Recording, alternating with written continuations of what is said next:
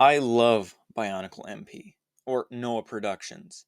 He's easily my favorite BioTuber, and out of his whole catalog, the two Bionicle Ignition films stand firmly above the rest. These two fan films, totaling just over 5 hours of runtime, lay out the entire story arcs of Bionicle that were told from 2006 to 2007. But the Ignition arc of Bionicle wasn't a duology, it was a trilogy. And yet, this trilogy never got completed. Noah moved on to other things. However, people still wanted Bionicle Ignition 3. And now, 7 long years after Bionicle Ignition 2, we have our third entry. Well, almost. You see, Ignition 3 is releasing in an episodic format. The first episode is out as of the time I'm writing this, and it's already nearly 30 minutes long. It's not going to be that much more before this dwarfs the other two Ignition films. Not just in runtime, but in quality too. The animation on this is just immaculate. It blends stop motion and 3D computer animation so amazingly. It's sometimes really hard to tell where one ends and the other begins. Not all the animation is perfect, unfortunately. I'll be honest, it's mostly just the Miserix versus Pterodax fight, but I can't expect the whole animation team to be exactly on the same level. Especially when the animation team has heavy hitters like Iconic Stills and Borak 321 on board. The voice acting is overall wonderful. The characters are given great voices that are really worthy of these characters. I especially love the Makuta. Chirac sounds deliciously posh. Miserix sounds like a guy who's really on par with the best of the Makuta.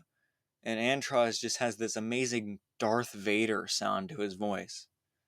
Of course, rest in peace, the Shadowed One won.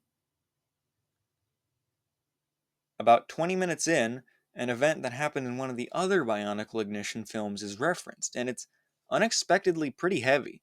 I won't say specifically what it is, in case you haven't watched it yet, but I'll just say my jaw dropped, and that's not hyperbole. My jaw genuinely dropped on my first watch of this. One thing that I will reference, however, is the ending. The Toanuva show up, big surprise, and there's a rendition of Closer to the Truth playing during their entrance, and that just convinced me. They don't even say a single word in this episode, but I already know that they are going to be the MVPs of this series. I'm infinitely excited to see how they go in the other episodes. The credits alone were just an experience. Seeing so many people from this community in one place is amazing. Essinger, Zion Tyro, Ignition Zone, Joe Cool, King K, Fries 101 Reviews, JSL Browning, IDS, Lyoplaridon, Buru, Borak 321, Swirt, Agerts, Iconic Stills, Bionicle Iliad, Fan of Toatahu, Tammy Calamity, Duckbricks, Toa Legend, The Borak Man, Topeng Productions, Toatapio Nuva, The Mangai Project, and of course, Noah Productions.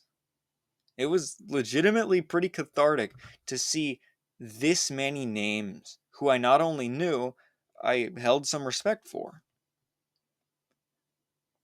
Things like this is why I stake so much in being a Bionicle fan.